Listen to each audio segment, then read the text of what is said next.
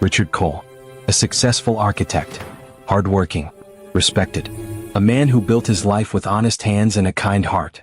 But one day he made a choice that shocked everyone. He pretended to be crippled to discover the truth about his wife. She had promised to love him in sickness and in health. But when she believed he couldn't walk anymore, her real face appeared. Hello friends. Welcome to our story. Before we start, please like this video and subscribe. Also, tell us in the comments, where are you watching from? New York? London? Maybe Canada or Jamaica? We want to know. The morning sun lit up the Cole mansion like a palace. Crystal chandeliers hung from high ceilings. Marble floors shone like mirrors. Expensive paintings covered every wall. The house looked like something from a dream. But that morning, Richard Cole felt like the loneliest man in the world. He sat at the long breakfast table, 47 years old, successful, respected. Everyone in the city called him brilliant. Newspapers wrote articles about his beautiful building designs. But he couldn't fix his broken marriage. Does Linda really love me? The question burned in his heart like fire. Linda. His wife of 15 years. Beautiful. Elegant. Once upon a time she had looked at him like he was her whole world. She had promised at their wedding, "I will love you through everything. Rich or poor. Sick or healthy. You are my heart, Richard." And he had believed her. Oh, how badly he had wanted to believe her. But now, everything had changed. Linda barely looked at him anymore. She only smiled when he bought her expensive jewelry or new designer clothes. She spent more time on her phone than talking to him. The warmth was gone. The love felt like ice in winter. Then last night, Richard's world shattered into a million pieces. He had heard Linda on the phone. Her voice was sweet, gentle, happy, emotion she never showed him anymore. "I miss you so much," Linda had said to someone. "You make me feel alive again." Richard's heart had stopped beating. "Don't worry about Richard," she had continued, laughing softly. "He's always busy with his work. You and I can be together soon. I love you too." Those words had cut deeper than any knife. Deeper than any pain he had ever felt. His wife. The woman he trusted with everything. The woman he had given his whole heart to. She was in love with another man. Richard had stayed awake all night, staring at the ceiling, feeling his heart break slowly, piece by piece. This morning, Linda walked into the dining room looking beautiful as always. She wore a bright red dress that fit her perfectly. Diamond earrings sparkled in her ears. Gold bracelets jingled on her wrists. But she didn't even glance at Richard. "Good morning," Richard said softly, trying to smile. Linda replied, her eyes glued to her phone. Her fingers moved quickly across the screen, typing something. A small smile played on her lips, the kind of smile she used to give Richard but hadn't in so long. Richard's stomach twisted with pain. Was she texting him? The other man?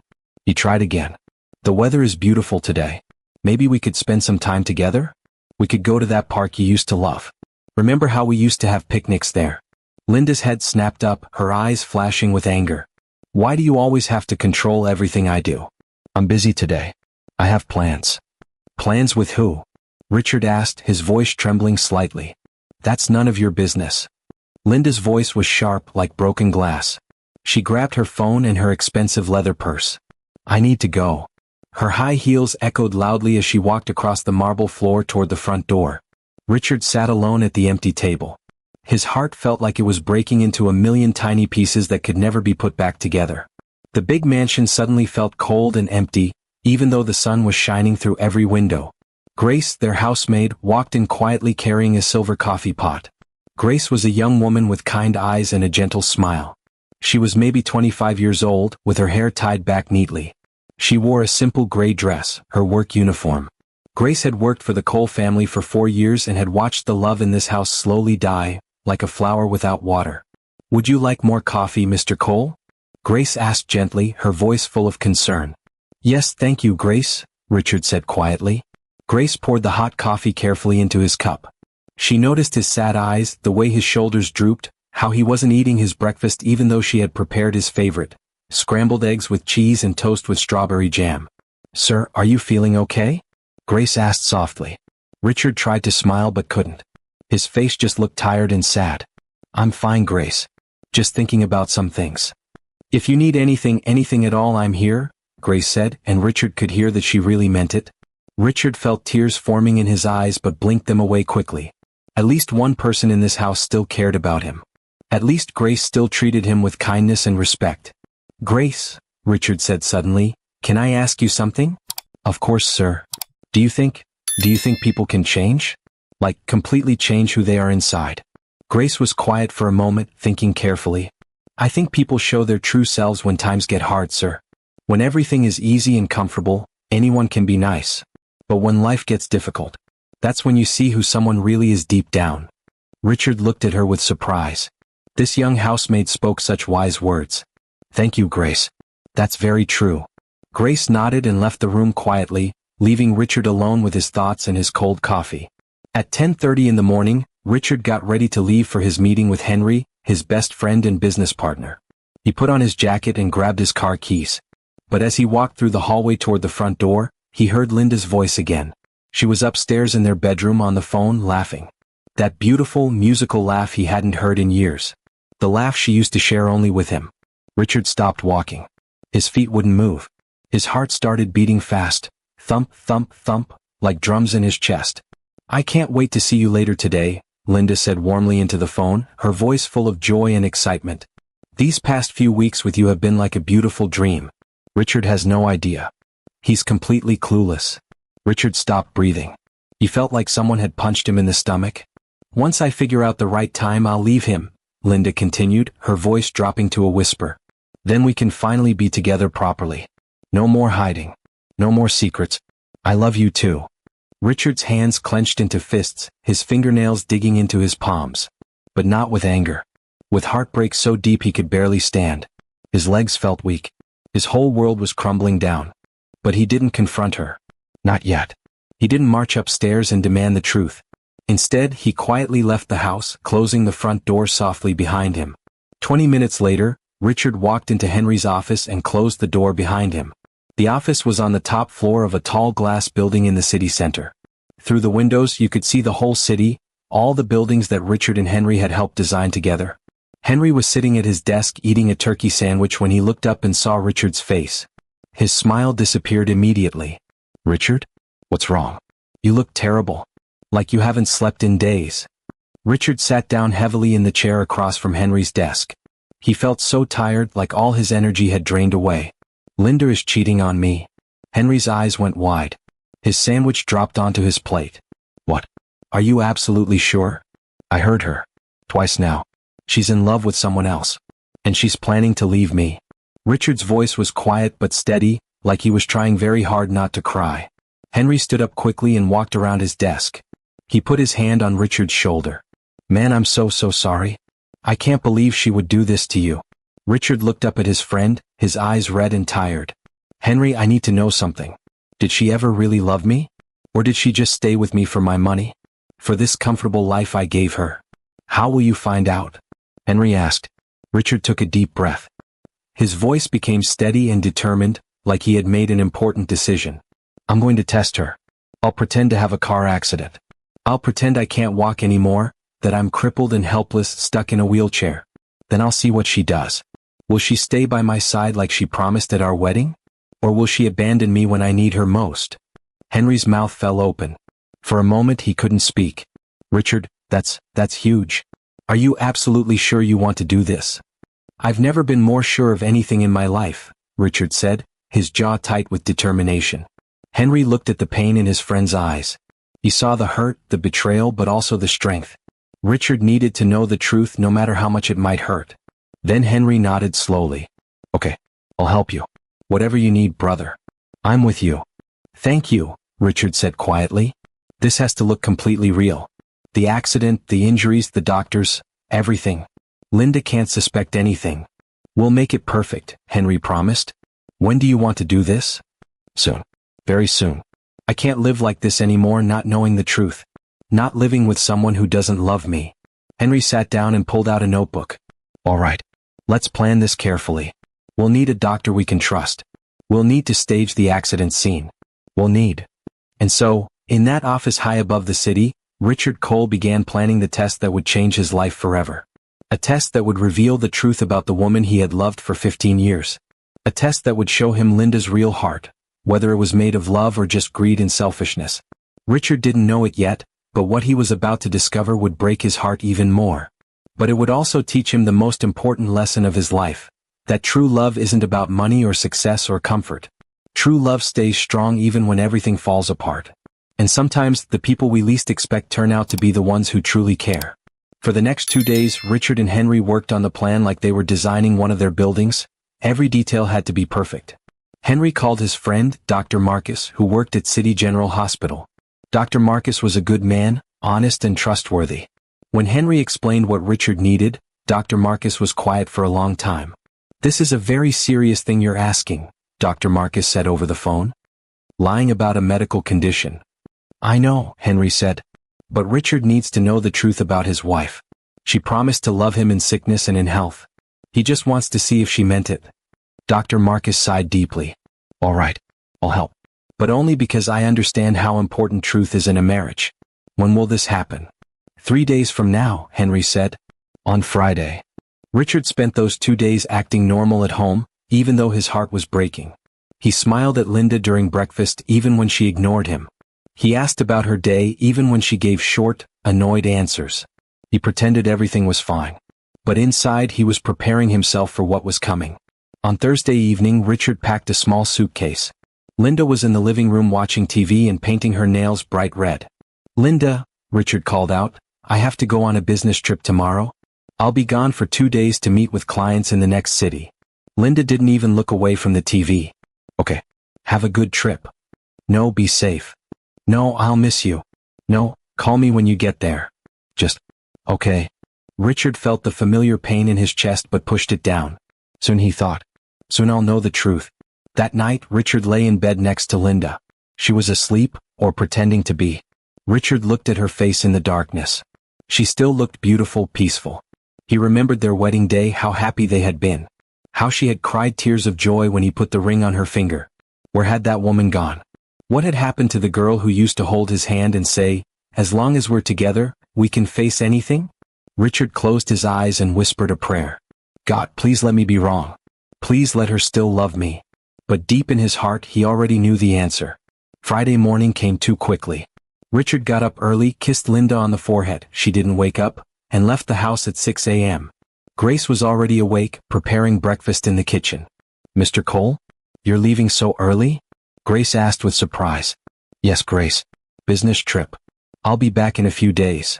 Grace looked at him carefully. She could see something different in his eyes, determination mixed with sadness. "Sir, please be safe on the road." "I will, Grace. And Grace, thank you for everything you do for this family. You're a blessing." Grace smiled softly. "That's very kind of you, sir. God bless you." Richard drove to Henry's office. Henry was waiting with coffee and the final details of the plan. "Are you absolutely sure you want to do this?" Henry asked one more time. Richard nodded firmly. "I'm sure." "Okay. Here's how it will work. You'll drive your car to the empty road near Miller's Bridge. I'll meet you there with my truck. We'll stage the accident scene, make it look like you lost control and hit the guardrail. Your car will have damage but nothing too serious. Then we'll call the ambulance. Dr. Marcus will be the one who examines you at the hospital." "And the wheelchair?" Richard asked. "Already arranged. Dr. Marcus will tell Linda that the impact damaged your spine, that you can't feel or move your legs, that you'll need months, maybe years of treatment and therapy." Richard took a deep breath. "This is really happening." "It's not too late to change your mind," Henry said gently. "No. I need to know the truth. I can't keep living in doubt and pain." Henry nodded. "Then let's go. I'll follow you in my truck." At 9:15 a.m. Richard's car sat crashed against the guardrail on the empty road near Miller's Bridge. The front bumper was dented. Glass from the broken headlights sparkled on the road. Henry had done a good job making it look real. Richard sat in the driver's seat, waiting. His phone was in his hand, ready to call 911. "This is it," he whispered to himself. "After this call, everything changes." He dialed the number. "Hello? I've been in an accident. I think I'm hurt badly. Please send help." The operator's voice was calm and professional. "What's your location, sir?" Richard gave her the address. "Please hurry. I can't feel my legs." Even though he was pretending, saying those words out loud made Richard's heart race. What if this was real? What would his life be like? The ambulance arrived 12 minutes later, sirens wailing. Paramedics rushed to Richard's car. "Sir, can you hear me? Don't move. We're here to help." They carefully placed a neck brace on Richard and lifted him onto a stretcher. Henry stood nearby watching, his face full of worry, some of it real, some of it acting. "I'm his business partner," Henry told the paramedics. "I was driving behind him when it happened. Is he going to be okay?" "We need to get him to the hospital immediately," one paramedic said. "Sir, can you feel your legs?" Richard looked down at his legs and shook his head slowly. "No, I can't feel anything. Why can't I feel my legs?" He let fear creep into his voice, making it sound real. At the hospital, Dr. Marcus was ready. He examined Richard carefully, asked him questions, did tests. To everyone watching, it looked completely real. After an hour, Dr. Marcus came out to the waiting room where Henry sat. "Are you family?" Dr. Marcus asked. "I'm his best friend and business partner. His wife is on her way." Dr. Marcus nodded seriously. The impact caused damage to his lower spine. He has no feeling or movement in his legs. It's serious." Henry pretended to be shocked, putting his hand over his mouth. "Oh no. Will he walk again?" "It's too early to say. Maybe with therapy and time, but it could be months. Or years. Or..." Dr. Marcus shook his head sadly. "We just don't know." Linda received the call at 10:30 a.m. She was at a cafe having coffee with her friend Sarah, laughing about something on her phone. The hospital's number appeared on her screen. She frowned. Unknown number. "Hello? Mrs. Cole? This is City General Hospital. I'm calling about your husband, Richard Cole." Linda's face changed. Sarah noticed and stopped talking. "What about Richard?" Linda asked. "He's been in a car accident. He's alive, but you need to come to the hospital right away." Linda's hand started shaking. "How bad is it?" "The doctor will explain everything when you get here. Please come as soon as possible." Linda hung up and stared at her phone. Her face had gone pale. "What's wrong?" Sarah asked, concerned. "Richard was in an accident. I have to go to the hospital." Linda grabbed her purse and stood up quickly. "Do you want me to come with you?" Sarah offered. "No, I'll be fine." But Linda's voice was shaking. She drove to the hospital, her mind racing. An accident? How bad? What if he's seriously hurt? What? But mixed in with her worry was another feeling, a feeling she tried to push away but couldn't ignore. What if this changes everything? What if he can't work anymore? What if I have to take care of him? Linda shook her head, trying to clear those thoughts. "No, don't think like that. He's your husband. You love him. You have to love him." But did she? Did she really? At the hospital, Linda rushed through the automatic doors, her high heels clicking on the clean white floor. She found the information desk. "My husband, Richard Cole. He was in an accident." "Where is he?" The nurse checked her computer. "Room 304, third floor. Take the elevator." Linda's heart pounded as she rode the elevator up. The doors opened with a ding and she walked down the hallway looking at room numbers. 302, 303, 304. She pushed open the door. Richard lay in the hospital bed, wearing a blue hospital gown. His leg was wrapped in bandages. Machines beeped softly beside him. He looked tired and weak. Henry stood beside the bed. He looked at Linda with an expression she couldn't quite read. "Richard." Linda rushed to the bed. "Oh my God, what happened?" Richard looked at her with sad, tired eyes. "I lost control of the car. I don't really remember. I just remember waking up here and... His voice broke. "Linda, I can't feel my legs." Linda's eyes went wide. "What?" Dr. Marcus entered the room at that moment, holding a clipboard. "Mrs. Cole? I'm Dr. Marcus. I've been treating your husband." "Doctor, what's wrong with him? Why can't he feel his legs?" Dr. Marcus looked very serious. "The accident caused trauma to his lower spine. Right now, Mr. Cole has no sensation or movement from the waist down." The room went completely silent except for the beeping of the machines. "You mean, he's paralyzed?" Linda whispered. "We're running more tests, but yes, at this moment he cannot walk. But he'll get better, right? With treatment?" Linda's voice sounded desperate. Dr. Marcus hesitated. "Spinal injuries are very unpredictable, Mrs. Cole. Some patients recover fully. Others improve partially. And some never regain movement. We'll do everything we can, but I can't make any promises. Could take months or even years of therapy. And there's a chance he may never walk again." Linda stared at the doctor. Her mouth opened but no words came out. She looked at Richard lying in the bed. She looked at his legs under the white blanket. He might never walk again. Richard watched his wife's face carefully, studying every tiny expression. He saw shock, yes. But was that love in her eyes? Or was it something else? Linda? Richard said softly, reaching out his hand. Linda blinked as if waking up from a dream. She took his hand, but her grip was weak, cold. I'm here, she said automatically. But her eyes told a different story. Her eyes were already thinking about what this meant for her life, for her future, for her freedom. Richard saw it all. And his heart, already broken, shattered into even smaller pieces. Richard stayed in the hospital for 3 days. 3 long days where he had to pretend he couldn't move his legs. 3 days where he watched Linda carefully, hoping to see love in her eyes. On the first day, Linda stayed at the hospital for 2 hours. She sat in the chair beside his bed, but she kept checking her phone. Every few minutes, buzz, buzz, a new message would light up her screen. She would read it, smile a little, then quickly hide the smile when she remembered Richard was watching. Who keeps texting you? Richard asked quietly. Linda's head snapped up. Oh, just friends. Everyone's worried about you. They're asking how you're doing. That's nice of them, Richard said, even though his heart told him she was lying. After 2 hours, Linda stood up. I should go home and rest. This has been such a shock. I'll come back tomorrow. Okay, Richard said softly. Linda? Yes. I love you. Linda paused. For just a moment, she looked uncomfortable. Then she forced a smile. I love you too. Get some rest. But the words sounded empty. Like saying, have a nice day to a stranger at the grocery store. After she left, Henry came back into the room. How did it go? Richard stared at the ceiling. She was here for 2 hours. She checked her phone at least 30 times. And when I told her I loved her, his voice cracked. She couldn't even say it back properly.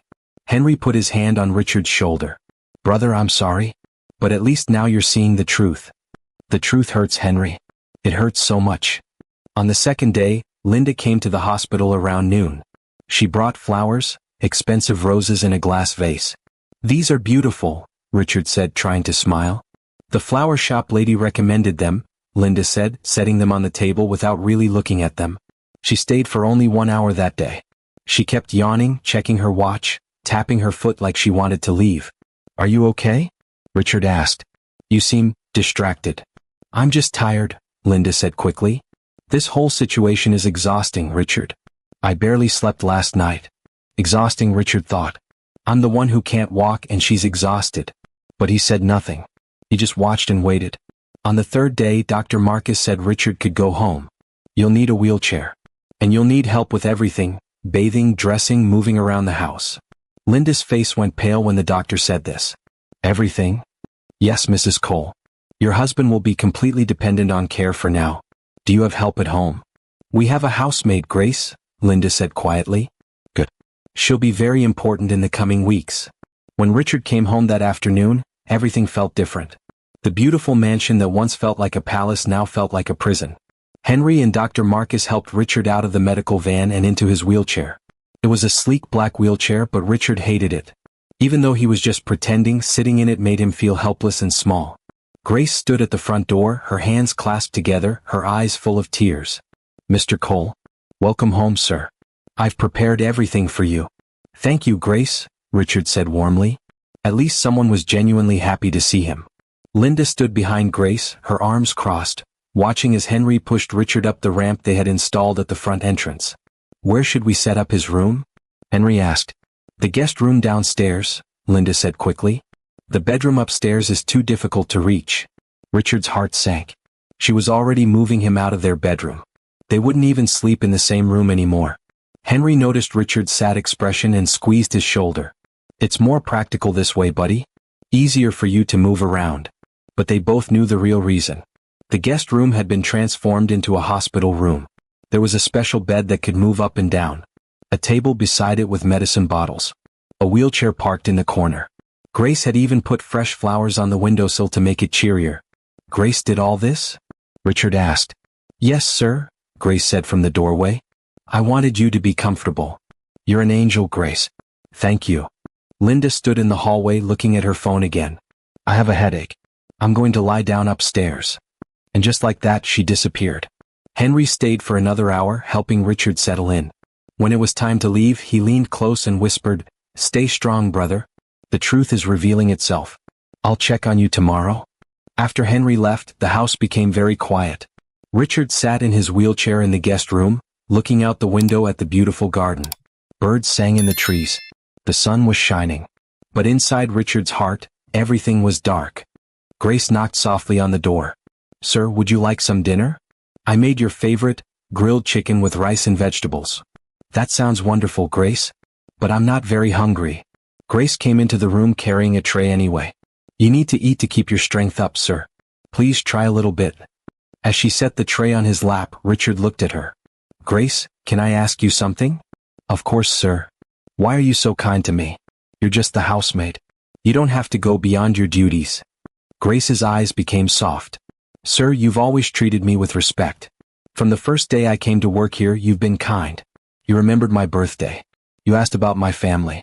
You treated me like a human being, not just a servant. That means everything to me." Richard felt tears forming in his eyes. "Thank you, Grace. That means more to me than you know. I'll be here whenever you need me, sir. Day or night. I promise." After Grace left, Richard ate a little bit of the food. It was delicious, but he could barely taste it. His mind was too full of sad thoughts. Upstairs, he could hear Linda talking on the phone. Her voice drifted down through the vents. I know. Yes, he's home now. No, I can't come over tonight. It would look bad. I have to at least pretend to care for a few days. I miss you too." Richard closed his eyes and let one single tear roll down his cheek. The test had truly begun. The first week was the hardest. Every morning, Richard would wake up in the guest room alone. He would call out, "Linda? Are you awake?" Sometimes she would answer from upstairs, "Yes, what do you want?" Other times she wouldn't answer at all. Grace became Richard's hands and feet. She would help him wash his face, brush his teeth, get dressed. At first, Richard felt embarrassed. But Grace was so gentle and professional that he soon felt comfortable. "Grace, you don't have to do all this," Richard said one morning as she helped him put on his shirt. "Sir, please don't worry. This is my job and I'm happy to do it. But where is Linda? Shouldn't my wife be helping me?" Grace's face became uncomfortable. She didn't want to speak badly about her employer. "Mrs. Linda is adjusting to the new situation, sir. It's difficult for her." "Difficult for her?" Richard thought bitterly. "I'm the one who can't walk." But he said nothing. He just let Grace finish dressing him. During that first week, Linda would come downstairs maybe once or twice a day. She would stand in the doorway of Richard's room, arms crossed, keeping her distance. "Do you need anything?" she would ask, her voice flat. "Maybe we could talk for a while?" Richard would suggest hopefully. "Keep me company?" "I have things to do, Richard. Grace is here to help you." And she would leave. Richard began to notice a pattern. Whenever Linda did come to see him, she never came close. She never touched him. She never sat on his bed or held his hand. She stood far away like he was contagious with some terrible disease. One afternoon, Richard was trying to reach a book on the shelf beside his bed. The wheelchair was positioned awkwardly and he couldn't quite grasp it. "Linda," he called out. "Could you help me for just a moment?" Linda appeared in the doorway. "What? Could you hand me that blue book? I can't quite reach it." Linda sighed heavily, a long, annoyed sigh that made Richard's heart hurt. She walked over slowly, grabbed the book and practically threw it onto his lap. "There. Anything else?" "Linda, why are you being like this?" "Like what?" "So cold. So distant. I'm your husband. I had an accident. Don't I deserve a little compassion?" Linda's eyes flashed with anger. "Compassion? Richard, do you know how hard this is for me? Do you know what it's like to watch your life fall apart?" "Your life? What about my life? I'm the one who can't walk." "Exactly." Linda's voice rose. "You can't walk. You can't work. You just sit there in that chair all day needing help with everything. I didn't sign up for this." The room went silent. Linda's words hung in the air like poison. Richard stared at her, his mouth open in shock. "You didn't sign up for this? Linda, at our wedding you promised in sickness and in health. Remember?" Linda looked away. "That was different. I didn't know it would be like this. So you only loved me when I was healthy? When I was successful? When I could give you money and a comfortable life?" "I didn't say that. You didn't have to. Your actions say everything." Linda's face turned red. "You know what? I can't do this right now. Grace can take care of you. That's what we pay her for." She stormed out of the room and moments later Richard heard the front door slam. She had left the house. Richard sat in his wheelchair, trembling.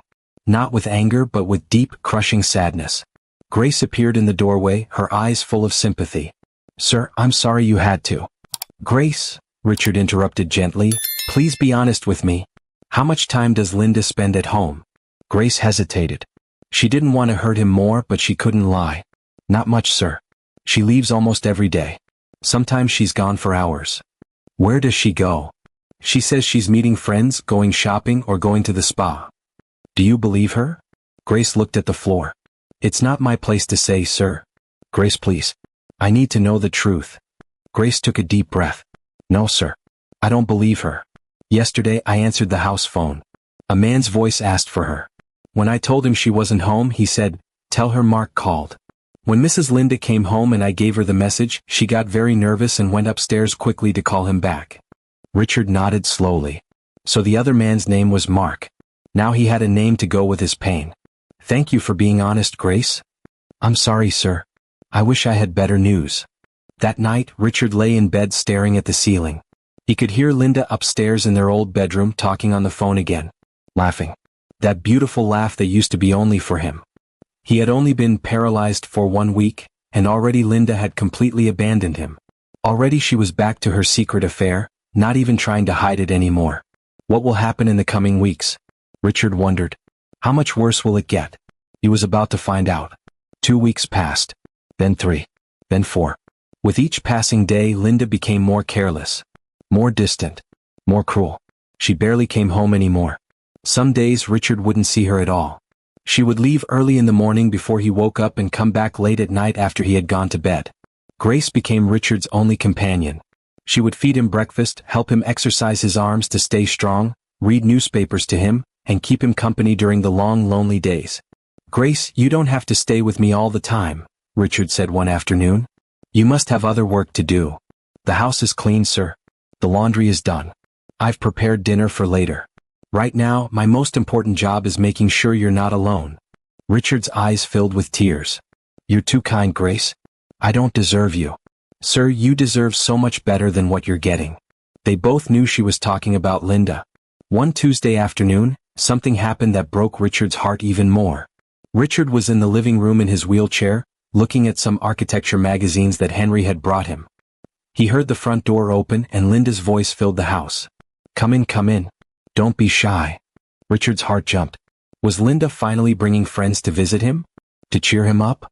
But when Linda walked into the living room, Richard's heart stopped. She wasn't alone. Behind her was a man Richard had never seen before. He was young, maybe 30 years old. He was tall and muscular, with styled hair and an expensive leather jacket. He had the kind of confident smile that some people found charming but Richard immediately found arrogant. "Richard," Linda said, her voice falsely cheerful. "This is Mark. He's a business consultant helping me with some investments." Mark. So this was him. The man Linda had been talking to on the phone. The man who was stealing his wife. Richard's hands gripped the armrests of his wheelchair tightly. But he kept his face calm. "Hello, Mark. Nice to meet you." Mark walked over and shook Richard's hand. His grip was firm, almost too firm, like he was trying to prove something. "Nice to meet you too, Richard. Sorry to hear about your accident. That must be really tough." But Mark's eyes weren't sorry. They were cold, almost mocking. "Thank you," Richard said quietly. "It's been difficult. Well, hopefully Linda and I can handle the business matters so you don't have to worry about anything," Mark said smoothly. "Just focus on getting better." Linda smiled at Mark, a warm, genuine smile that Richard hadn't seen in months. "Mark has been so helpful. I don't know what I would do without him." Richard felt like someone was stabbing his heart with 1,000 needles. "We'll be in the dining room going over some paperwork," Linda said. "Grace can bring us some coffee." And just like that, they walked away, leaving Richard alone in the living room. For the next 2 hours, Richard could hear them in the dining room. Talking. Laughing. Sometimes their voices would drop to whispers, and then Linda would giggle, that sweet, musical giggle Richard remembered from when they were dating. Grace brought them coffee, then came back to the living room where Richard sat frozen in his wheelchair. "Sir," Grace whispered, her voice full of anger, "this is wrong. This is so wrong. How can she bring that man here? To your own house?" "She thinks I don't know," Richard said quietly. "She thinks I'm just a helpless cripple who doesn't notice anything anymore. But sir, you should." "No, Grace. Not yet. I need to see how far she'll go." I need to see who she really is. From the dining room, more laughter echoed. Richard closed his eyes and took deep breaths, trying to control the pain and anger building inside him. At one point, Richard wheeled himself closer to the dining room. He stayed hidden behind the wall, just listening. "You're so smart," Linda's voice said. "Richard never understood business like you do." "Well, Richard's mind is probably on other things now," Mark said with a slight laugh. "Being in that wheelchair must be limiting." "You have no idea how limiting," Linda said, and Richard could hear the bitterness in her voice. "It's like I'm trapped too. Trapped in this house with—" She didn't finish the sentence, but Richard knew what she was going to say. "Trapped with him." Then Richard heard something that made his blood run cold. The sound of glasses clinking together. "To new beginnings," Mark's voice said. "To freedom," Linda replied. They were toasting. Celebrating.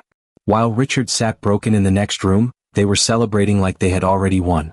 Richard wheeled himself back to the living room quietly. He didn't want them to know he had been listening. Grace found him there 20 minutes later, tears rolling silently down his face. "Sir," she whispered, kneeling beside his wheelchair. "Oh, sir. I'm so sorry. Grace, I feel like I'm dying inside. I thought I was prepared for this. I thought I could handle seeing the truth. But this is worse than I imagined." Grace pulled a tissue from her pocket and gently wiped his tears. "Sir, you're the strongest man I know. And you know what? God sees everything. Mrs. Linda thinks she's getting away with this, but God is watching. The truth always comes to light." Richard nodded, trying to believe her words. An hour later, Linda walked Mark to the front door. Richard watched from his position in the living room. "Thank you for coming," Linda said sweetly to Mark. "Anytime," Mark replied. Then, right there in the doorway where Richard could see, Mark touched Linda's waist and leaned close to her ear, whispering something. Linda smiled and playfully pushed his shoulder. "Stop it. Not here." But she was laughing, flirting, happy.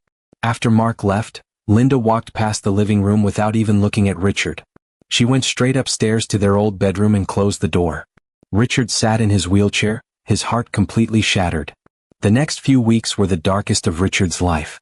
Linda stopped pretending completely. Mark became a regular visitor to the house. Sometimes he would come for business meetings. Other times he would come for lunch. Once, Richard even saw Linda and Mark in the garden together, Linda's hand on Mark's arm, both of them laughing like teenagers in love. And Richard had to watch it all from his wheelchair, pretending to be helpless, pretending not to notice. But the worst part wasn't Mark's visits. The worst part was how Linda treated Richard. One morning, Richard was trying to pour himself a glass of water from the pitcher on his bedside table. His hands shook, not because he couldn't do it but because he was so heartbroken that his whole body felt weak. The glass slipped from his hand and shattered on the floor.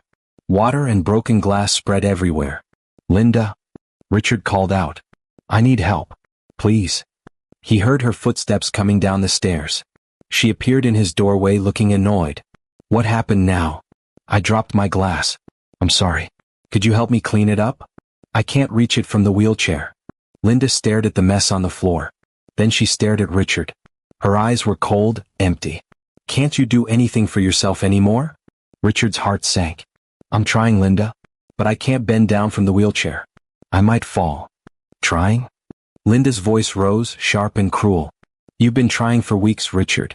You just sit there like a useless burden. Do you know how exhausting it is to look at you every day?" Richard felt like she had slapped him. "Linda, please.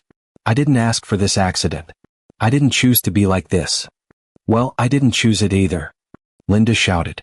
"I didn't marry a cripple, Richard. I married a man who could take care of me, not someone I have to push around like a baby." Tears filled Richard's eyes. "So that's what I am to you now? A burden?" "Yes," Linda screamed. "You want the truth? Fine. Yes, you're a burden. You sit there all day needing help with everything. You can't work. You can't even clean up your own mess. I'm tired, Richard. I'm so tired of this." "Then why are you still here?" Richard asked quietly, his voice breaking. "If I'm such a burden, why don't you just leave?" Linda opened her mouth but closed it again. She couldn't answer that question. Or maybe she didn't want to answer it honestly, that she was staying for his money, for the house, for the comfortable life. "Grace!" Linda yelled. "Grace, come clean this up." Grace rushed in immediately. She looked at the broken glass, then at Richard's tear-filled eyes, then at Linda's angry face. "Yes, ma'am," Grace said quietly. Linda stormed out without another word. Grace knelt down carefully and started picking up the broken glass. Sir, I'm so sorry you had to hear those words. She meant every one of them, Richard whispered. My own wife. The woman I loved for 15 years. She sees me as garbage now. No, sir. You're not garbage. You're a good man who's being treated terribly by someone who doesn't deserve you. After Grace cleaned up the mess and left, Richard sat alone in his room. For the first time since starting this test, he cried openly. Not silent tears, but deep, painful sobs that shook his whole body. He had his answer. Linda didn't love him. She had probably never really loved him. She loved his money, his success, his ability to provide. But him? The real Richard? She didn't care about him at all. That night, Richard couldn't sleep. He could hear Linda upstairs talking on the phone to Mark. I can't take much more of this, Linda was saying. He's so pathetic now. Just sitting there looking at me with those sad eyes. I need to get out of this house. I need to be with you. Soon, baby, Mark's voice said through the phone speaker. Linda had it on loud, not caring if anyone heard. Just be patient a little longer. Once you figure out the money situation, you can leave him. I know, but it's so hard. I feel like I'm suffocating. Richard lay in his bed downstairs, listening to every word. Each word was like a knife cutting deeper into his heart. But through the pain, Richard felt something else growing. Determination. Strength. Anger, not the explosive kind, but the cold, focused kind that comes from being deeply wronged. Soon, Richard thought. Soon, Linda. Soon you'll see that I was never the weak one. You were. The next morning, Richard made a decision. It was time to start preparing for the final revelation. He couldn't live like this anymore, watching his wife betray him every single day, hearing her cruel words, seeing her with another man. But he needed evidence. Real proof that everyone could see. After Linda left the house that morning, she didn't even say goodbye. Richard called Henry. Henry, it's time. I need you to hire a private investigator. I need photos, videos, messages, everything. I need proof of what Linda is doing. Henry's voice came through the phone, firm and supportive. I'm on it, brother. I know the best investigator in the city. He's discreet and thorough. Within 2 weeks, we'll have everything we need. Thank you, Henry. I don't know what I'd do without you. That's what brothers are for. How are you holding up? Richard was quiet for a moment. Honestly, I'm broken. But I'm also ready. Ready to end this lie and face the truth, whatever it costs me. Stay strong. It's almost over. After hanging up, Richard sat in his wheelchair looking out the window. Grace came in with his breakfast, scrambled eggs, toast, and fresh orange juice. Good morning, sir. How did you sleep? Not well, Grace. But that's not your fault. Grace set the tray on his lap and noticed his red, tired eyes. Sir, you've been crying again. Richard didn't deny it. Grace, can I tell you something? Something important? Of course, sir. You can tell me anything. Richard took a deep breath. He trusted Grace completely. She had been more loyal to him in these past weeks than his own wife had been in years. Grace, I need to tell you the truth, but you must promise me you won't tell anyone. Not yet. Grace looked confused but nodded. I promise, sir. Grace, I can walk. Grace's eyes went wide. Her mouth dropped open. What? The accident was real, but the paralysis isn't. I've been pretending this whole time. I wanted to test Linda. I wanted to see if she really loved me or if she only loved my money and success. Grace stared at him in shock. Then, slowly, understanding filled her eyes. You were testing her love. Oh, sir. And she failed. She failed terribly. Yes, Richard said sadly. Every day she shows me that she never really loved me. And now I have my answer. Grace sat down in the chair beside him, her hand over her heart. Sir, I'm so sorry. No one deserves to be treated the way she's treated you. But sir, why are you telling me this now? Because you've been so kind to me, Grace. You've cared for me with genuine love and respect. You didn't have to do that. You could have treated me like Linda does, like a burden. But you didn't. And I want you to know that I see you. I appreciate everything you've done. Tears filled Grace's eyes. Sir, you've always been good to me. From the first day I came to work here, you treated me like a person, not just a servant. You remembered my birthday. You asked about my sick mother. You gave me extra money when I needed it for her medicine. How could I not care for you? Richard reached out and took Grace's hand. You have a beautiful heart, Grace. Don't ever let anyone tell you differently. Grace wiped her tears. So what happens now, sir? When will you reveal the truth? Soon. Very soon. Henry is gathering evidence of Linda's affair. When we have everything we need, I'll stand up from this wheelchair and show Linda, and everyone, who she really is. Grace nodded. I'll be there to support you, sir. Whatever you need. Thank you, Grace. Your loyalty means everything to me. Over the next 2 weeks, life in the Cole mansion became even more unbearable. Linda barely came home at all anymore. When she did, she would go straight to her room upstairs without even checking on Richard. Some nights, she wouldn't come home until 2 or 3 in the morning. Richard knew where she was. She was with Mark. Living the life she wanted, pretending Richard didn't exist. But Richard wasn't worried anymore. Henry's private investigator was doing his job. Every meeting between Linda and Mark was being documented. Every text message was being recorded. Every hotel they went to was being photographed. The evidence was piling up, and soon, it would all come crashing down on Linda's head. One afternoon, something happened that showed Richard just how far Linda had fallen. Richard was in the living room when he heard a car pull up outside. He wheeled himself closer to the window and looked out. It was Linda's car. But she wasn't alone. Mark was in the passenger seat. They sat in the car for a few minutes talking and laughing. Then Richard watched as Mark leaned over and kissed Linda. Not a quick kiss. A long, passionate kiss that made Richard's stomach turn. Finally they pulled apart. Linda giggled and touched Mark's face lovingly. Then Mark got out of the car and walked away down the street. Linda came into the house a few minutes later, humming a happy tune. She walked right past the living room where Richard sat, not even noticing him. Richard's hands gripped the wheelchair armrests so tightly his knuckles turned white. He had just watched his wife kiss another man. Right outside his own house. She wasn't even trying to hide it anymore. Grace appeared beside him. She had seen it too from the kitchen window. "Sir," she whispered, her voice full of anger, "this has gone too far. When will you expose her?" "Soon, Grace. Very soon. Henry says the investigator has everything we need. We're planning the confrontation for this weekend." "Good," Grace said firmly. "That woman needs to face what she's done." That evening, something happened that pushed Richard to his absolute limit. It was around 7 o'clock. Grace had prepared a beautiful dinner, roasted chicken, mashed potatoes, and green beans. She brought a plate to Richard in his room. "Grace, this smells wonderful." "Thank you." "You're welcome, sir. I'll bring Mrs. Linda her dinner now." "Is she home?" "Yes, sir. She came back about an hour ago. She's upstairs in her room." Grace went upstairs with Linda's dinner tray.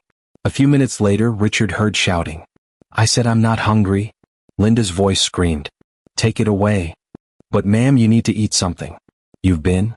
"I don't care what you think I need. Get out of my room." Richard heard footsteps, and then Grace came back downstairs carrying the full tray.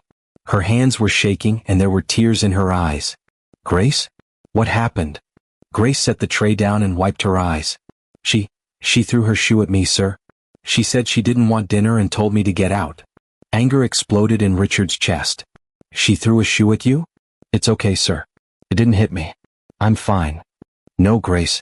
It's not okay. It's not okay at all." Richard was about to call out to Linda when he heard her on the phone again. Her voice drifted down from upstairs, loud and careless. "Mark, baby, I'm so sorry I'm stuck here tonight. I told my friends I would meet them for dinner, but I couldn't think of a good excuse to leave." "What? You want me to come anyway?" "But what about Richard?" "Oh, you're right. He won't even notice if I'm gone. He's useless anyway." Okay. Give me 20 minutes. I'll be there." Richard heard movement upstairs. Linda was getting ready to go out. 10 minutes later, Linda came down the stairs wearing a tight red dress and high heels. She had put on makeup and perfume. She looked beautiful, dressed up for another man. She grabbed her purse and car keys from the hall table. "Linda," Richard called out from his room. "Where are you going?" Linda appeared in his doorway, looking annoyed that he had even spoken to her. "Out. I have dinner plans." "With who?" "Friends. Not that it's any of your business." "Linda, we need to talk. About us. About our marriage." Linda laughed, a cold, harsh laugh. "Talk? Richard, what is there to talk about? Look at you. You sit there in that wheelchair day after day doing nothing. You can't work. You can't provide. You can't even take care of yourself. What kind of marriage is this?" "Linda, I'm your husband. I had an accident. The vows we took said in sickness and in health." "Oh, spare me the vows." Linda shouted. "You know what? I'm tired of pretending. Yes, Richard. Yes, I'm unhappy. Yes, I wish things were different. Is that what you want to hear?" "I want to hear the truth, Linda. Do you still love me?" The room went completely silent. Linda stared at Richard. For a moment, something flickered across her face. Maybe guilt, maybe pity. But then her face hardened again. Love you? Linda said quietly, cruelly. Richard, I don't even like looking at you anymore. The words hit Richard like a physical blow. Even though he had known the truth for weeks, hearing her say it out loud still hurt more than anything. Then why are you still here? Richard asked, his voice barely a whisper. Linda's eyes narrowed. Because this is my house too. Because I deserve something after 15 years of marriage. Because, she stopped herself, realizing she was about to say too much. Because of the money, Richard finished for her. Because if you leave now, you'll walk away with nothing. But if you stay, you can file for divorce later and take half of everything I own. Isn't that right? Linda's face went pale. I don't know what you're talking about. Yes, you do. I'm not as stupid as you think I am, Linda. Linda's jaw clenched. Think whatever you want. I don't care anymore. I'm leaving. She turned and walked toward the front door. Linda, Richard called out one more time. When you walk out that door, remember that choices have consequences. One day the truth will come out. And when it does, you'll have to face what you've done. Linda paused at the door. For just a second she looked back at him. Then she shook her head and left, slamming the door behind her. Richard sat alone in his wheelchair, his whole body trembling, not with sadness anymore but with anger and determination. Grace rushed into the room. Sir, are you okay? Grace, Richard said, his voice strong and clear, call Henry. Tell him it's time.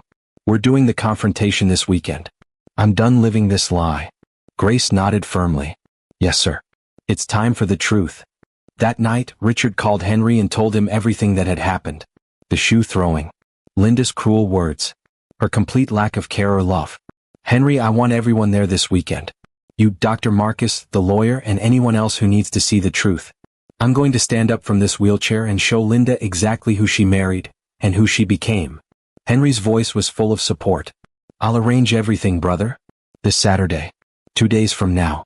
We'll gather everyone at your house. And Richard. Yes. You're doing the right thing. Linda has shown her true colors. Now it's time for everyone else to see them too. Friday morning arrived. Tomorrow would be the day of truth. Tomorrow Richard would stand up from his wheelchair and reveal everything. But first he had to make it through one more day of pretending. Linda came home at 4 in the morning. Richard heard her stumbling up the stairs, giggling to herself. She was drunk. She had spent the whole night with Mark, not caring that she had a husband at home. Richard didn't sleep at all that night. He just lay in his bed thinking about tomorrow. Thinking about what he would say. Thinking about how Linda would react when she realized she had been caught. In the morning, Henry came over to help finalize the plans. He brought a folder full of evidence. Photos, text messages, hotel receipts. Everything the private investigator had gathered over the past 2 weeks. Richard and Henry sat in Richard's room looking through the evidence. Grace brought them coffee and closed the door to give them privacy. Look at this, Henry said, showing Richard a photo. It was Linda and Mark at a fancy restaurant, holding hands across the table. This was taken on Tuesday night. She told you she was visiting her mother, remember? I remember, Richard said quietly, staring at the photo. Henry showed him another photo. Linda and Mark kissing outside a hotel. Another photo of them going into a hotel room together. Text messages where Linda called Mark, my love, and my future. Richard's hands shook as he looked through the evidence. Even though he knew what Linda was doing, seeing the proof in black and white made it real in a painful way. This is enough, Richard said finally. More than enough. Tomorrow, everyone will see who Linda really is. Who's coming tomorrow? Henry asked. You, Dr. Marcus, my lawyer Mr. Patterson, and a few close friends who need to know the truth. I want witnesses. I want people to see everything. What about Linda? Does she know people are coming? No. I'll tell her this afternoon that I need to have a family meeting about my medical care. She won't suspect anything. Henry nodded. And Grace? She knows what's happening? Yes. Grace has been my rock through all of this. She deserves to see justice happen. Richard, Henry said seriously, are you ready for this? Once you stand up from that wheelchair, there's no going back. Your marriage will be over. Everything will change. Richard looked at his best friend with clear, determined eyes. My marriage was over the moment Linda stopped loving me. Maybe it was over long before that. Tomorrow, I'm not ending my marriage. I'm just finally admitting that it's already dead. That afternoon, Linda came downstairs around 2 o'clock. She looked tired, her makeup smudged from the night before. She went to the kitchen and made herself coffee, ignoring Richard completely. "Linda," Richard called out from the living room, "can you come here for a moment?" Linda sighed heavily but walked into the living room, coffee cup in hand. "What?" "I need to have a family meeting tomorrow. About my medical situation and future care. Henry will be here and Dr. Marcus and my lawyer. I thought you should know." Linda's face showed a flicker of interest when he mentioned the lawyer. "Your lawyer? Why?" "We need to discuss medical power of attorney, financial arrangements in case I don't get better, things like that. Legal stuff." Linda nodded slowly. Richard could see her mind working, probably thinking about the money. "What time?" 2 o'clock in the afternoon. "Please be here. It's important." "Fine. I'll be here."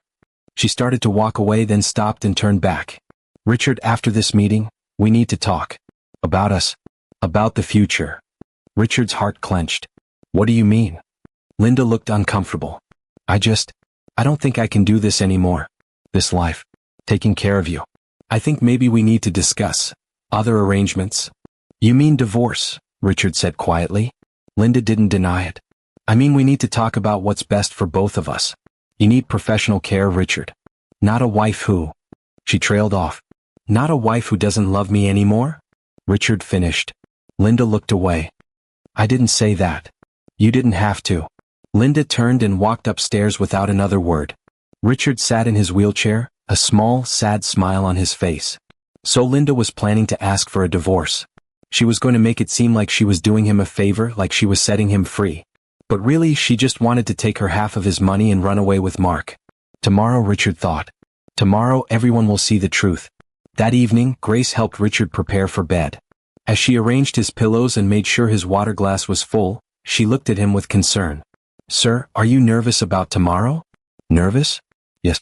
But also ready. Grace, I've been living a lie for weeks now. Tomorrow I finally get to tell the truth. That feels freeing." "What do you think Mrs. Linda will do when she finds out?" "I don't know. She might cry. She might get angry. She might try to make excuses. But it won't matter. Everyone will see the evidence. Everyone will know what she did." Grace nodded. "Sir, can I tell you something?" "Of course. I'm proud of you. I know that might sound strange coming from me, but I'm proud of how you handled this. You could have confronted her immediately, screamed and fought. But instead you gave her a chance to show her true heart. And now everyone will see what kind of person she really is." Richard felt tears forming. "Thank you, Grace. That means more to me than you know. And sir? No matter what happens tomorrow, remember that you're not alone. You have Henry. You have Dr. Marcus.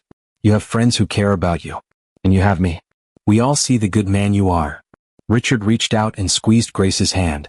"What would I do without you, Grace?" "You'll never have to find out, sir. I'm not going anywhere." Saturday morning. The day of truth. Richard woke up early, his heart pounding. This was it. Today he would stand up. Today everyone would see. Grace brought him breakfast, but he could barely eat. His stomach was full of butterflies. "The guests will arrive at 2 o'clock, Grace reminded him. "Mrs. Linda is still upstairs. She's been on the phone all morning. Probably talking to Mark," Richard said. "Probably making plans for their future together." At noon, Linda came downstairs wearing an elegant black dress. She had done her hair and makeup carefully. She wanted to look good for the lawyer, Richard realized. She wanted to look like the suffering, devoted wife. "I'm going out for a quick lunch," Linda announced. "I'll be back before 2. "Where are you going?" Richard asked. "Just the cafe down the street. I need some fresh air before this meeting." But Richard knew better. She was meeting Mark. Having one last meeting with him before facing the boring family meeting. After Linda left, Henry arrived to help Richard get ready. "How are you feeling, brother?" Henry asked. "Like I'm about to jump off a cliff. But it's a jump I need to make." Henry smiled. "I've got your back. We all do." At 1:45 p.m., the guests started arriving. Dr. Marcus came first, dressed in a nice suit. Then came Mr. Patterson, Richard's lawyer, carrying a briefcase.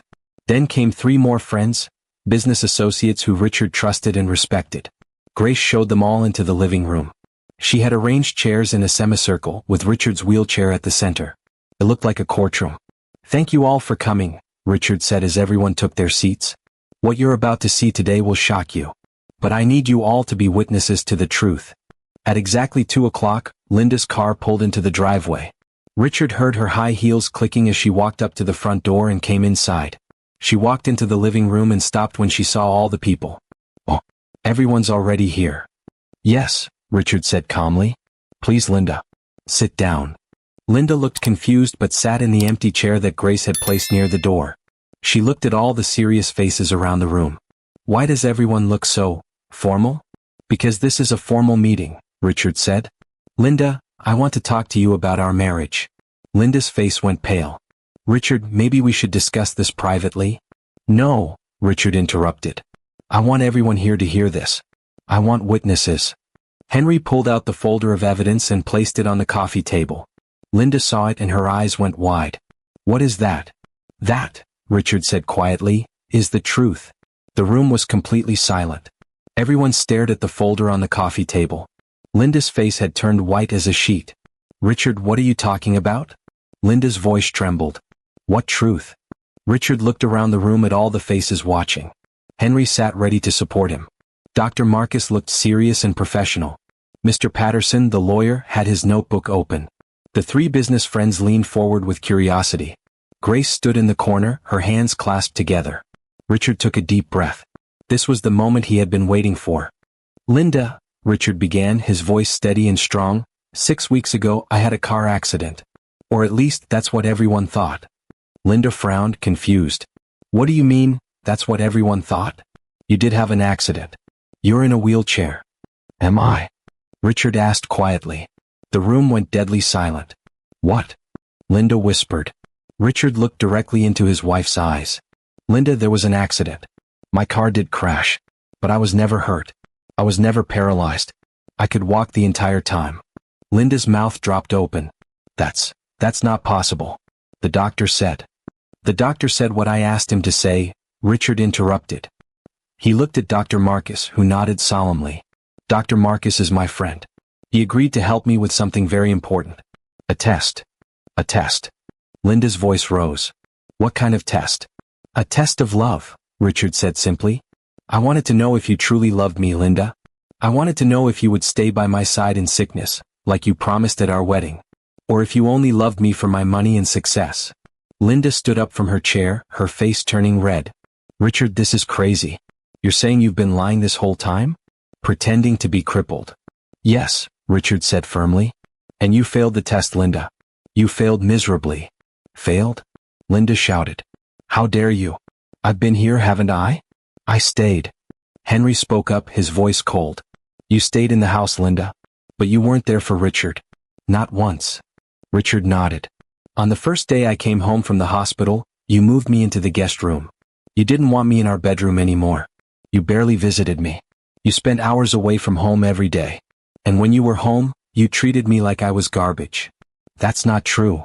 Linda protested, but her voice wasn't convincing. "Isn't it?" Richard asked. "Grace, can you tell everyone what happened with the water glass?" Grace stepped forward, her voice quiet but clear. Mrs. Linda called Mr. Richard a burden. She said she didn't marry a cripple. She said it was exhausting to look at him every day. The guests in the room gasped. Some shook their heads in disgust. Linda's face went even redder. "I was upset. I was stressed. You can't use words I said in anger against me." "Those words showed your true feelings," Richard said. "But words weren't the only thing, Linda." He nodded at Henry. Henry opened the folder and pulled out a photograph. He held it up for everyone to see. It showed Linda and a young man holding hands at a restaurant. "Who is that, Linda?" Richard asked. Linda's face lost all its color. Her lips trembled. That's just a friend. A business consultant." Henry pulled out another photo. This one showed Linda and the same man kissing outside a hotel. "Is that how you treat business consultants?" Henry asked coldly. Linda's legs seemed to give out. She sat back down in her chair, her whole body shaking. "His name is Mark," Richard said, his voice filled with pain but also strength. "You've been having an affair with him for months, haven't you, Linda?" "No. I mean, it's not what it looks like." Linda stammered. Mr. Patterson, the lawyer, pulled out more papers from the folder. "We have text messages, Mrs. Cole. Messages where you call Mark, my love, and my future. Messages where you discuss leaving your husband once you figure out the money situation." The lawyer read one message aloud. I can't wait to be free of Richard. Once I get my share of everything, we can finally be together properly." The room erupted in shocked murmurs. People shook their heads. Some looked at Linda with pure disgust. Linda's face was now red and blotchy. Tears streamed down her cheeks. "Richard, please. Let me explain." "Explain what?" Richard asked, his voice breaking slightly. "Explain how you brought your lover into my house? Explain how you kissed him in our driveway? Explain how you laughed with him while I sat alone in my room? I was lonely," Linda cried. "You were always working. You never paid attention to me anymore. So your solution was to cheat on me?" Richard asked. "And when I had an accident, when I needed you most, you abandoned me completely. You called me a burden. You said you didn't even like looking at me. You told me you didn't marry a cripple." Everyone in the room stared at Linda with shock and disappointment. Grace spoke up again, her voice stronger now. "Mrs. Linda also threw a shoe at me when I tried to bring her dinner. She treated everyone in this house with cruelty. You were supposed to love me in sickness and in health," Richard continued. "But the moment you thought I couldn't walk, the moment you thought I couldn't provide for you anymore, you showed your true colors. You didn't love me, Linda. You loved my money. You loved the comfortable life I gave you. But me? The real me? You never loved me at all." Linda was sobbing now, her makeup running down her face. "Richard, please. I made mistakes. I'm sorry. I was confused and scared, and now," Richard said, cutting her off, "I'm going to show you something." The room went completely silent again. Everyone held their breath. Richard placed his hands on the armrests of his wheelchair. Linda watched him, confused about what he was doing. Then, slowly, Richard pushed himself up. He stood. He stood on his own 2 feet, strong and steady. Linda's crying stopped. Her mouth fell open in complete shock. "No," she whispered. "No, that's not possible." "Yes," Richard said, standing tall before everyone. "I could walk this whole time. Every single day that you ignored me, every cruel word you said, every moment you spent with Mark, I could have stood up and confronted you. But I didn't. I wanted to see the truth. I wanted to see who you really were when you thought I was weak and helpless." He took a step forward. Then another step. He walked across the room, his legs strong and sure. He had been exercising in secret, keeping his muscles strong. The guests began to clap softly.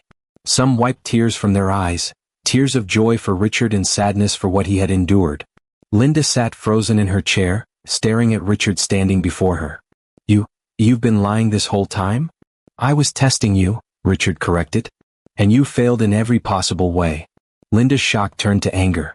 She stood up, her face twisted with rage. "How dare you? How dare you trick me like this? You made me look like a fool." "No, Linda," Richard said firmly. "You made yourself look like a fool. I gave you a chance to show love, compassion, and loyalty. You chose betrayal, cruelty, and selfishness instead. This isn't fair." Linda screamed. "You can't do this to me." Mr. Patterson stood up, his briefcase in hand. "Mrs. Cole, I'm Mr. Richard Cole's attorney. I'm here to inform you that Mr. Cole is filing for divorce on the grounds of adultery and abandonment.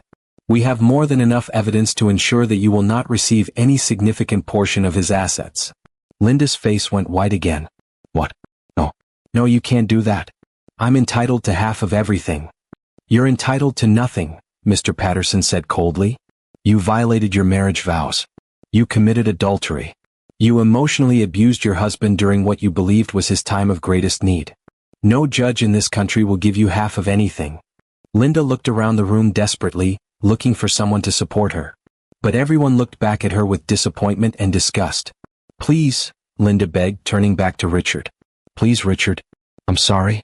I made mistakes. I was weak. But we can work through this.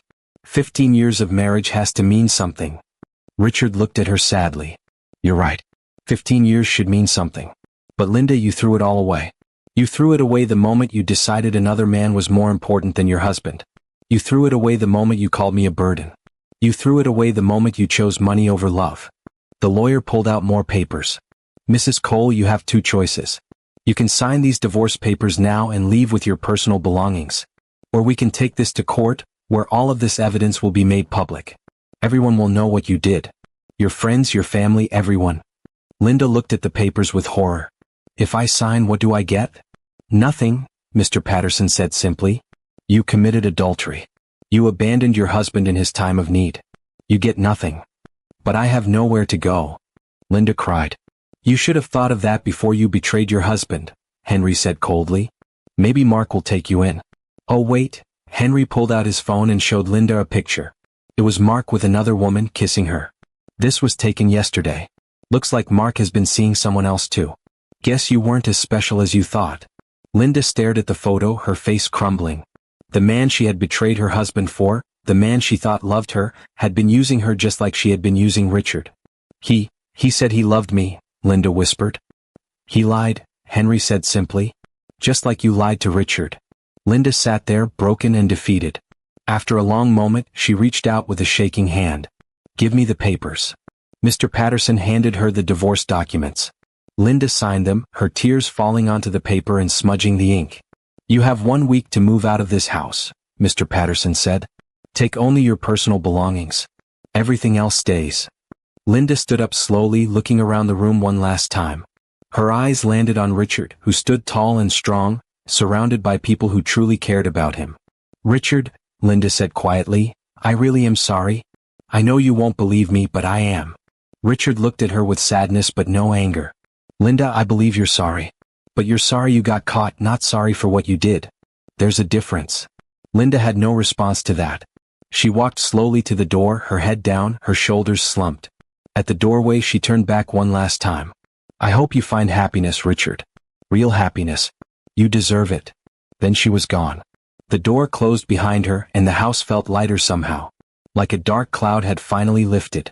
The guests came up to Richard one by one, shaking his hand, hugging him, telling him how proud they were of his strength. You did the right thing, brother, Henry said, gripping Richard's shoulder. That took real courage. Dr. Marcus nodded. Most men would have confronted her immediately in anger. But you were patient. You let the truth reveal itself naturally. That's wisdom. After all the guests left, Richard and Grace stood in the quiet living room. The wheelchair sat empty in the corner, a reminder of the test that had changed everything. Sir, Grace said softly, what will you do now? Richard walked to the window and looked out at the garden. The sun was setting, painting the sky in beautiful colors of orange and pink. I'm going to live, Grace. Really live. I'm going to appreciate the people who truly care about me. I'm going to focus on my work, my friendships, the things that matter. And I'm going to remember the lesson this test taught me. What lesson is that, sir? Richard turned and smiled at her. That true love isn't tested by the good times. Anyone can love you when everything is perfect. True love is tested by the hard times. True love stays strong when everything falls apart. And true loyalty, like yours, Grace, is more valuable than all the money in the world. Grace smiled through her tears. That's beautiful, sir. And Grace? Stop calling me sir. My name is Richard. We're friends now, not just employer and employee. Grace's smile grew wider. Okay. Richard. 6 months passed like a beautiful dream. Linda moved back to her parents' small apartment across town. Her friends abandoned her when they learned what she had done. Mark disappeared completely, refusing to answer her calls. She had to get a job at a clothing store to pay for her expenses. The comfortable life she had taken for granted was gone forever. Meanwhile, Richard's life blossomed. He threw himself back into his work with renewed energy. He designed 3 new buildings that became the talk of the city. His business with Henry grew stronger than ever. Richard even started teaching architecture classes at the local university, sharing his knowledge with young students who looked up to him. Grace continued to work for Richard, but now she was more than a housemaid. Richard promoted her to be his personal assistant, helping him manage his schedule and business affairs. With the $50,000 Richard had given her, Grace paid for her mother's operation. Her mother made a full recovery and even came to work part-time in Richard's office, managing the reception desk. Richard, Grace's mother said one day, tears in her eyes, thank you for saving my life. Thank you for seeing the goodness in my daughter when others overlooked her. Your daughter saved me too, Richard replied warmly. She reminded me what real kindness looks like. The Cole mansion was filled with laughter again. Richard invited friends over for dinners. He hosted charity events to help people in need. He even adopted a dog, a golden retriever named Hope, who followed him everywhere. One Saturday afternoon, Richard and Henry sat in Richard's study, drinking coffee and talking about their latest project. You know, Henry said, 6 months ago I was worried about you. I thought this whole test thing might break you. But look at you now. You're happier than I've seen you in years. Richard smiled. I'm happy, Henry. Losing Linda hurt, but it also freed me. I was living with someone who didn't love me, pretending everything was fine. Now I'm living honestly, surrounded by people who actually care. Have you heard anything about Linda? Henry asked carefully. I heard she's working at a store downtown. I also heard that Mark got married to someone else. Linda must be heartbroken. Do you feel sorry for her?